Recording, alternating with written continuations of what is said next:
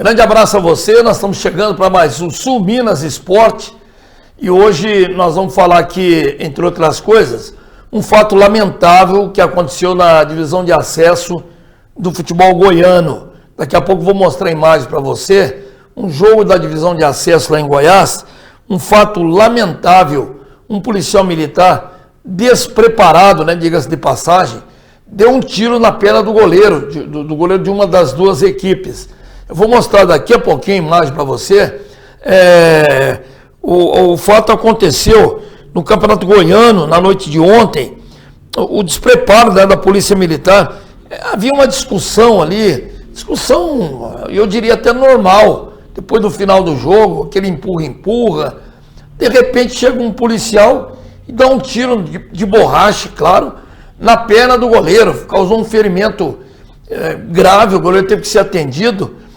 E os policiais entraram no meio, um deles acertou um tiro de bala de borracha no goleiro. O goleiro chama-se Ramon Souza, do Grêmio Anápolis. O jogo acontecia lá no Jonas Duarte, o estádio lá de Anápolis. Vamos ver aí a imagem, se tem cabimento. É uma discussão, empurra, não tinha nada de violência. Olha o policial, dá um tiro no... Como é que pode um negócio desse, gente? Deu um tiro na coxa do goleiro. Lamentável o que aconteceu ontem. Então, estou abrindo o programa de olha, não tem violência, tem nada. Chega a polícia, dá um tiro na perna do goleiro. Barbaridade, hein, gente? Olha, eu já vi de tudo no futebol. Já vi de tudo. Agora um policial chegar do nada, dar um tiro na perna do goleiro, sorte que era um tiro de borracha, bala de borracha. Mas mesmo assim, causou um ferimento. Você viu ali o goleiro caído, sendo atendido. Triste, né, gente? A gente faz esse registro aqui com muita restrição, porque não é possível, que uma coisa desse naipe ainda aconteça nos dias de hoje, Então a gente fica lamentando tudo isso. Mas vamos para coisas boas, Ontem, nós temos um time aqui comandado pelo Mário Balbino, é o Marião do Quixissana, Todo ano ele vai lá para Águas de Lindóia e leva uma equipe aqui da região para disputar a competição lá de Águas de Lindóia. E ele faz sempre contatos lá da Prefeitura de São João da Mata. E desta feita, ele teve o apoio tanto de Poços de Caldas, quanto da Prefeitura de São João da Mata. E levou o time e estreou ontem contra o Itapirense e já ganhou de 4-1. É o time do Marião, o último em pé lá, tá vendo? Então, o Luiz Felipe, inclusive, ele marcou 2 gols na vitória de ontem. E o Luiz Felipe acabou homenageado, com uma medalha também. Nós temos até a foto do Luiz Felipe aí, para a gente poder mostrar para você. O garoto recebeu a medalha aí de um dos organizadores, até um membro da arbitragem,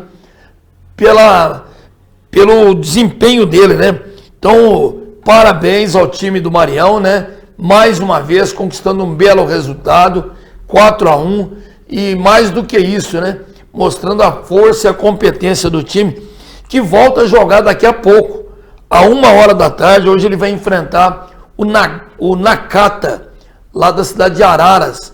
Então é um campeonato difícil, não é fácil enfrentar as equipes que lá estão. Tem olheiros das principais equipes de São Paulo, sempre tem olheiro lá da Ponte Preta, do Guarani, de times da capital paulista, de olho nessa criançada. É o Sub-17. E o Marião, todo ano leva uma equipe, participa. Parabéns, viu, Marião?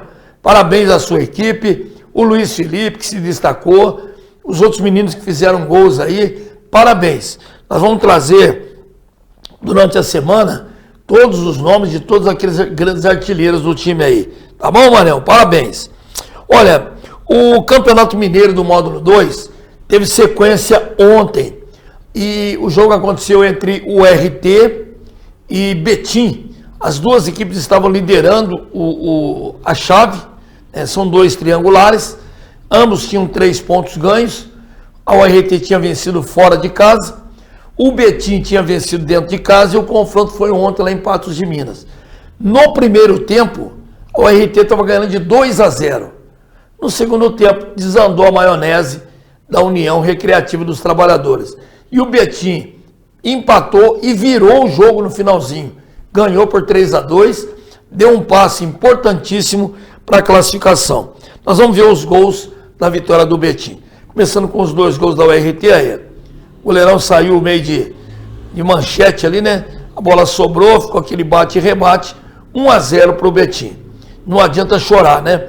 E aí, ó, a zaga parou, o cara veio de trás, 2-0 para o URT, melhor dizendo. E aí, ó, o Betim foi lá no segundo tempo, 2-1. Olha só, mais um drible, 2-2.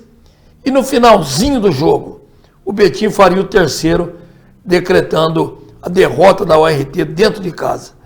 Triste, né, para um time que ganhou a primeira fora, começou a sonhar com a possibilidade da liderança absoluta e isolada do triangular e acabou vendo o adversário fazer isso que nós vimos aí.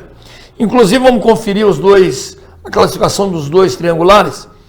No grupo A, o grupo do Betim, olha, o Betim, estavam os 2 juntos ali com 3. O Betim ganhou, pulou para 6 pontos.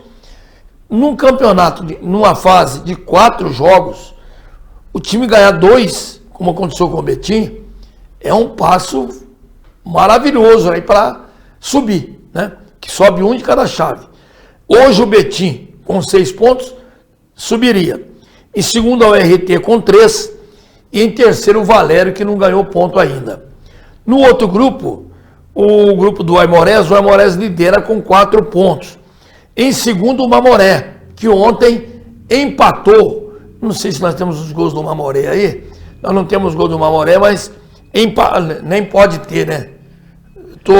Foi 0-0 o jogo. Eu até sonhando aqui que teria sido 1-1, mas foi 0-0.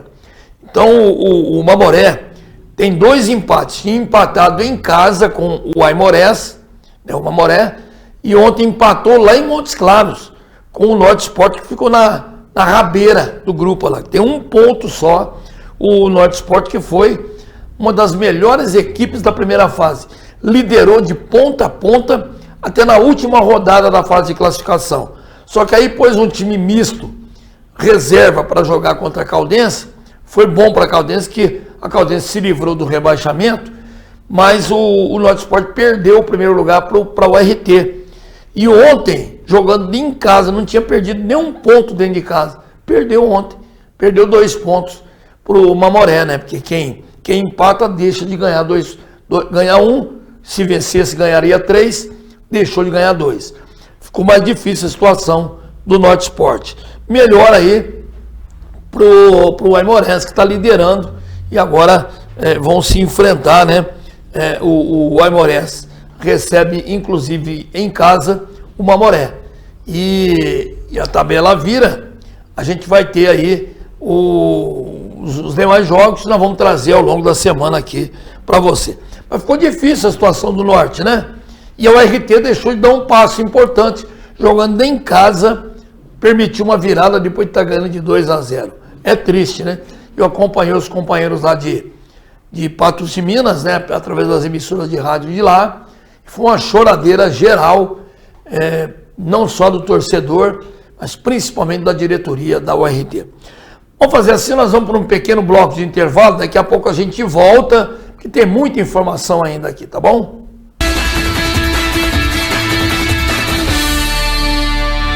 Plano São Luís, o plano funerário de Poços de Caldas. O plano da tradicional floricultura São Luís, assistência funeral completa em Poços e região. Apoio aos convalescentes com carro que leva e busca em consultas e exames médicos. No Plano São Luís, você encontra assistência funeral mais completa para esse momento tão delicado, com muito carinho e profissionalismo. Conheça nossos planos a partir de R$ 39,90. Plano Funerário São Luís. Esse é de Poços. Esse eu confio. Avenida Francisco Sales, 86, 3042, 2480.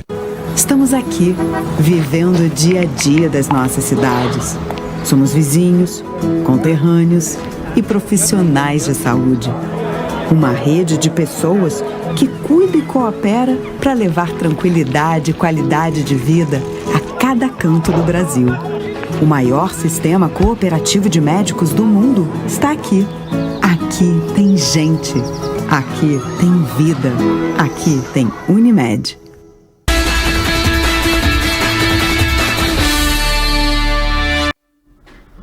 Muito bem, nós estamos dando sequência ao nosso Minas Esporte e vamos falar agora do futsal 35+ da Caldense, que fez um amistoso contra o Greminho. Esse é o Greminho, o Grêmio do meu amigo Zé Gordinho, que é o penúltimo em pé ali, ó, e que tem alguns jogadores que brilharam aí, não só no próprio Grêmio, mas em outras equipes do futebol da cidade, né? Tô vendo o Anderson Xuxa lá em pé, ali eu acho que é a arbitragem, né? Os dois árbitros, um de cada lado, e o time do Grêmio se posicionando aí, ó. O jogo aconteceu na terça-feira, lá na Caldense. A Caldense apresentou a nova equipe dela do 35+, aí. Jogadores também muito conhecidos, né? Que estão aí perfilados, que brilharam no futsal aqui da própria Caldense. O Léo Cacheta, né? Tá o primeiro agachado ali, ó. E outros jogadores tradicionais aí do nosso futsal, né? Então apresentou essa nova equipe do 35+, nesse amistoso aí contra o Grêmio, Poços de Caldas.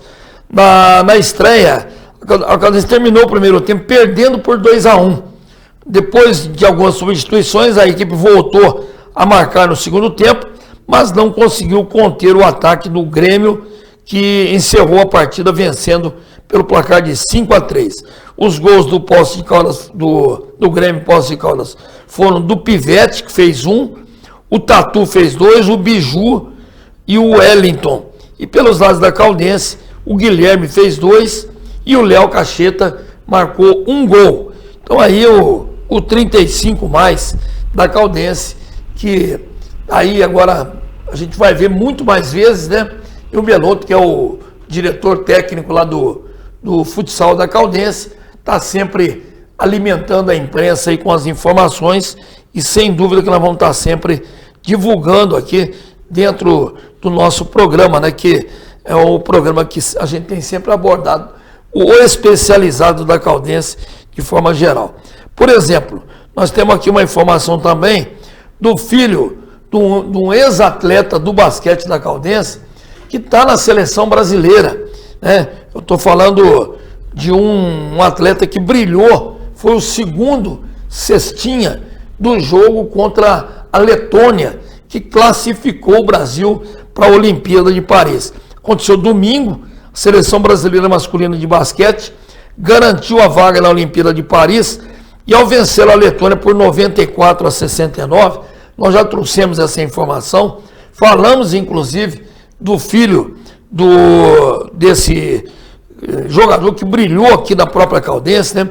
Um dos destaques, né, foi o Léo Mendes, filho do Paulo Mendes, né, que é o Paulão Urutu.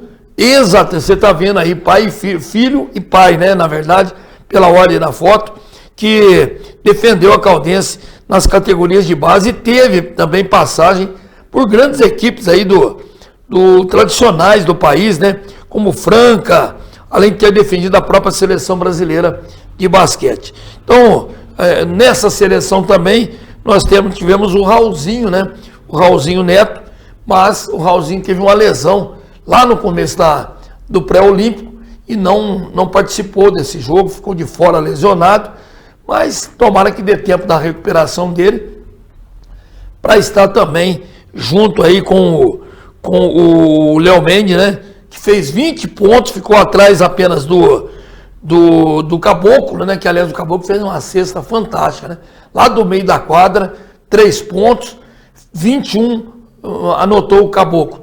E depois o Léo Mendes, que fez 20 pontos, segundo cestinha do jogo. Parabéns aí, esse do meio aí que você está vendo é o Léo Mendes, filho de um atleta que passou aqui na base do basquetebol da própria Caldense. Parabéns, então, nós vamos torcer muito por essa seleção. Só de estar na Olimpíada, tá ótimo, né, gente? Porque não é brincadeira, não, chegar numa Olimpíada com uma seleção brasileira de basquete depois de 8 anos, hein? Desde 2016, que a Olimpíada foi aqui no Brasil, a gente não tinha, o basquete andou num ostracismo danado, brigas internas dentro da Confederação Brasileira de Basquete, porém hoje está ressurgindo o nosso time de basquete. tomara que a gente tenha pelo menos uma participação honrosa dentro da própria Olimpíada, né? Bom, vamos falar da Copa América. Ontem, vocês se lembram que eu falei aqui que a seleção da Venezuela era e é, na minha opinião, a melhor da Colômbia, melhor dizendo, era e é a melhor seleção das sul-americanas que participam da Copa América, de todas aquelas que participam da Copa América, porque tínhamos seleções também da CONCACAF, né? Da Confederação Centro-Americana de Futebol. E a Colômbia mostrou isso ontem, estava jogando melhor que o Uruguai, abriu o placar por 1-0, daqui a pouquinho nós vamos ver o gol, só que depois teve, aos 45 minutos do primeiro tempo, teve um jogador expulso, mas mesmo assim, soube se armar, se defendeu bem, e nos contra-ataques teve chance até de fazer 2, 3 gols. Tivemos chance, a Colômbia teve chance de matar o jogo. Então o Uruguai provou do próprio veneno. Vocês se lembram que contra o Brasil, o Uruguai perdeu um jogador expulso, se fechou lá atrás e arrancou aquele empate com o Brasil, levou a decisão para os pênaltis. Ontem a Colômbia fez a mesma coisa. Ficou um jogador a menos, fechou, se retrancou, só que a diferença é que a Colômbia estava ganhando por 1-0 e conseguiu manter o resultado.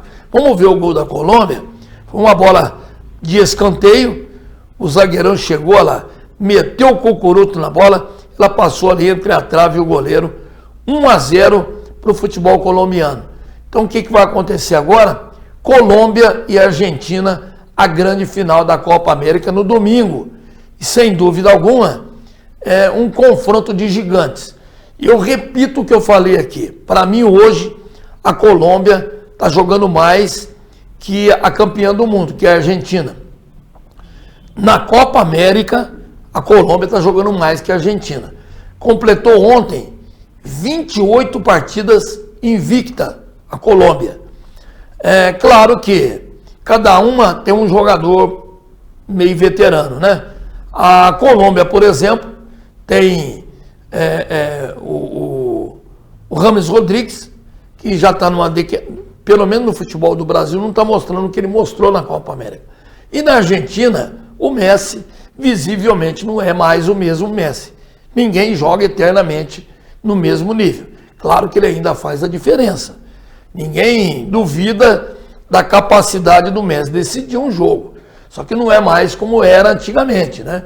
O Messi foi, por vários anos, o melhor jogador do mundo. Aliás, a última eleição já foi um prêmio para ele, né?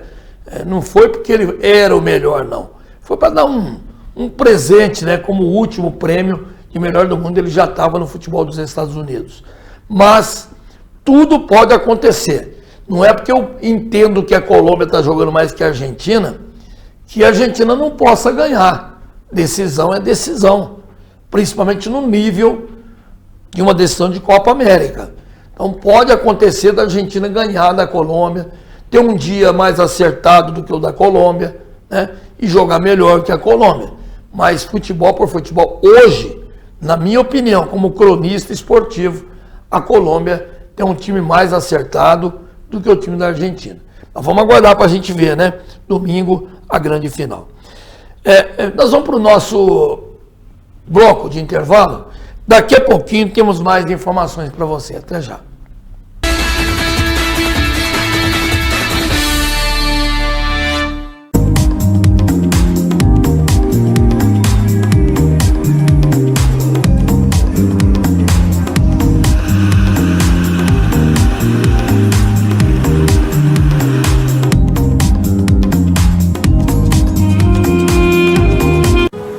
Aqui, vivendo o dia a dia das nossas cidades.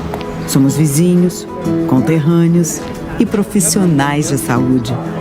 Uma rede de pessoas que cuida e coopera para levar tranquilidade e qualidade de vida a cada canto do Brasil. O maior sistema cooperativo de médicos do mundo está aqui. Aqui tem gente. Aqui tem vida. Aqui tem Unimed.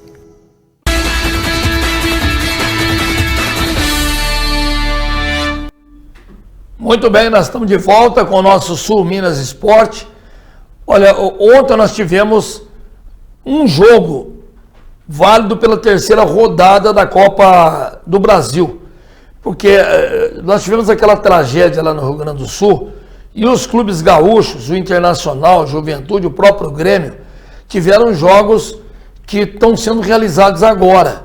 O Grêmio, inclusive, ainda não jogou pela terceira rodada, vamos ter o jogo ainda. Mas ontem nós tivemos o jogo da primeira rodada, jogo de ida da terceira fase, entre o Internacional e o Juventude. O jogo aconteceu lá no Beira-Rio, em Porto Alegre. E não é que eu falei ontem aqui, olha, o Juventude é o vice-campeão gaúcho, joga muita bola. O Juventude foi lá e ganhou do Inter por 2-1. Vamos ver os gols do jogo. Aí o Juventude fez o primeiro, estava ganhando de 1-0, né? Anotou aí, esse foi o primeiro gol do Juventude, 1-0 para o time lá da Serra Gaúcha. O Inter empatou, jogando em casa, só que no final, olha aí o Juventude, ó, bola tocada para trás, um chute lá de fora da área, 2-1 para o Juventude. O segundo jogo vai ser agora no final de semana, lá em Caxias. Não tem nada decidido, né? O Inter tem condição de ir lá e ganhar do Juventude, como o Juventude pode empatar e ficar com a vaga. E o Grêmio vai jogar também.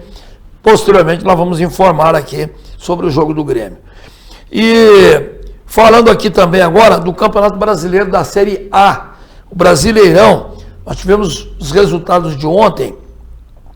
Olha, o Grêmio também não está engatando a quinta marcha, hein? O Grêmio perdeu do Cruzeiro por 2-0. Olha, se falou muito que o Renato Gaúcho podia até cair. Ele é ídolo lá no Grêmio. Tem até estátua dele em frente ao campo do Grêmio. Só que eu não vi agora há pouco a última notícia, estou apresentando o programa aqui, nem sei se de fato teve bilhete azul para o Renato, mas perdeu do Cruzeiro por 2-0 como mandante. É complicado para o Cruzeiro, para o Grêmio, hein? 2-0 para o Cruzeiro. E o Vasco ganhou do Corinthians. Situação do Corinthians continua periclitante. Contrataram o Ramon Dias. Que história interessante. O Ramon Dias foi dispensado do Vasco, porque o Vasco estava na zona do rebaixamento. Aí o Corinthians vai lá e contrata o Ramon Dias. Só que o Ramon Dias estava lá na arquibancada ontem vendo. Hoje ele está assumindo tecnicamente o Corinthians. Não é porque não deu certo no Vasco que não vai dar certo no Corinthians. Mas é uma situação inusitada, não é? E o Corinthians perdeu do Vasco 2-0 ontem. E o Atlético Paranaense já não é mais o mesmo. Perdeu do Bahia, do Rogério Ceni, que está jogando muita bola, por 3-1. Foram jogos de ontem. Vamos ver os gols da vitória do Cruzeiro diante do Grêmio. Aí, primeiro gol de cabeça, lá no cantinho, por cobertura. 1-0 para o Cruzeiro, que está jogando de branco aí. Segundo lá de fora da área. Parece que o goleirão não quis ir na bola, né? Mas é tão surpreendente, achar até que houve um pequeno desvio ali no meio do caminho. 2-0 para o time do Cruzeiro. Vamos ver também a vitória do Vasco. O Vasco, um tiro cruzado da ponta esquerda, 1-0. Olha que falta linda. No ângulo, 2-0. Esse garoto que fez o gol aí está entrando agora no Vasco e está correspondendo, né? Eu não guardo o nome de jogadores, né? Eu não tenho anotado aqui, mas é um golaço, né, gente? Que golaço de falta, não dava para o goleiro. Passou da barreira, um abraço. É assim que funciona. Vamos ver aqui a entrevista coletiva do técnico do Cruzeiro depois do jogo o técnico do Cruzeiro, do Vasco, né? Vamos ver na vitória do Vasco, o técnico interino do Vasco falando. Vamos lá. Eu acho que a gente está amadurecendo, né? Acho que a gente está conseguindo controlar mais o jogo. Acho que a gente está conseguindo ter controle de tudo que a gente tem que fazer no jogo, né? Eu acho que passa muito pelo esse desenvolvimento dos atletas, né? E a nossa segurança é a confiança que a gente está tendo aí. A gente está fazendo as coisas acontecerem e a gente se sente mais sólido para realmente buscar a vitória o tempo todo. Acho que é isso que a gente tem falado ali com o grupo. A gente sempre vai jogar para tentar ganhar. A gente sabe que a gente vai sofrer nos jogos, né? a gente está conseguindo se estruturar melhor e está conseguindo elevar o nosso nível, né? Eu acho que passa muito por isso. A confiança aumenta, a solidez aumenta. Eu acho que são consequências aí do que a gente vem realmente mentalmente buscando também para o grupo. Acho que tudo isso vai fazendo diferença para a gente ficar mais forte, controlar melhor o jogo, saber sofrer. Eu acho que é muito em cima disso. E do outro lado, o Rafael Laruccia, né, que é o técnico interino do Corinthians, hoje deve estar assumindo já de fato e de direito o técnico Ramon Dias, mas o Laruccia, depois do jogo ontem, falou também. O elenco tá muito focado ali nos objetivos que a gente tem, os caras estão comprometidos, estão tentando, estão treinando bastante, assim, treinando na medida do possível. A gente não tem conseguido treinar, né, nessa sequência de jogos aí que eu assumi.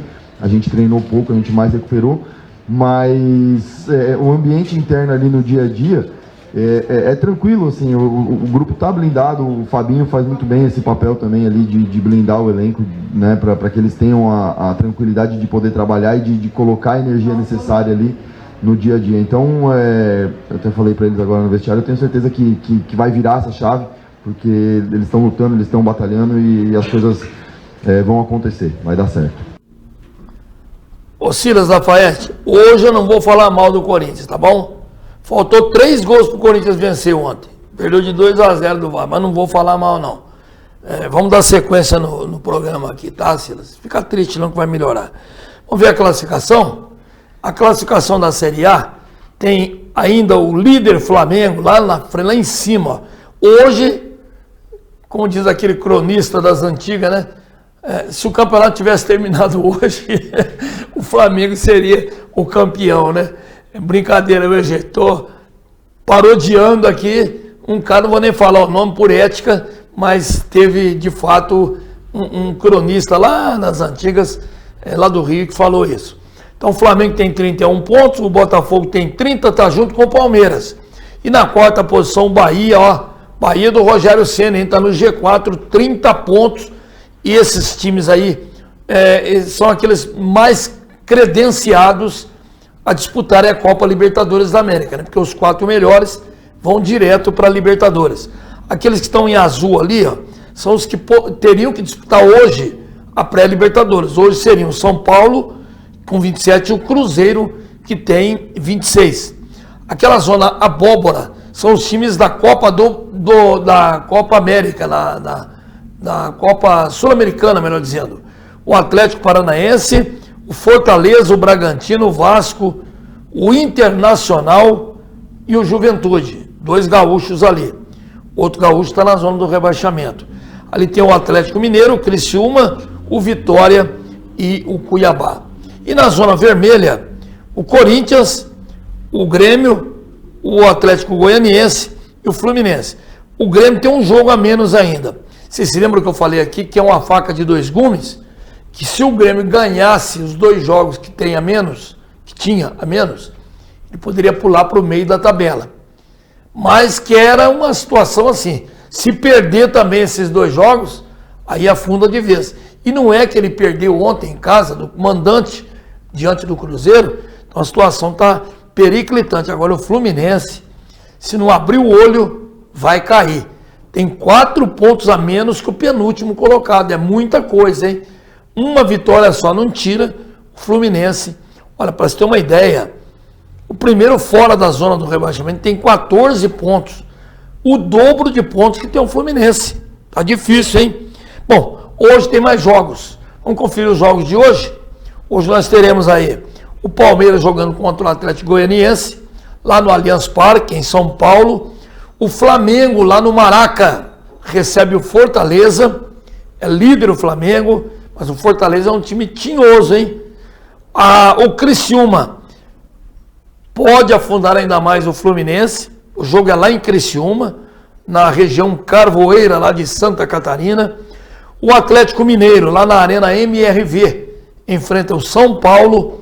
E o Vitória, do meu amigo Thiago Carpini, recebe em casa o Botafogo. Está fora da zona do rebaixamento, mas precisa abrir o olho também o Vitória, hein? Precisa ganhar mais pontos. E pega um time que está jogando muita bola, que é o Botafogo. Então, situação difícil para o Carpini e para o próprio Vitória. Meus amigos, estamos encerrando aqui o nosso Sul Minas Esporte de hoje. Eu quero agradecer o seu prestígio, a sua presença conosco e convidá-lo para que esteja conosco novamente amanhã, a partir do meio-dia. Até lá e um grande abraço.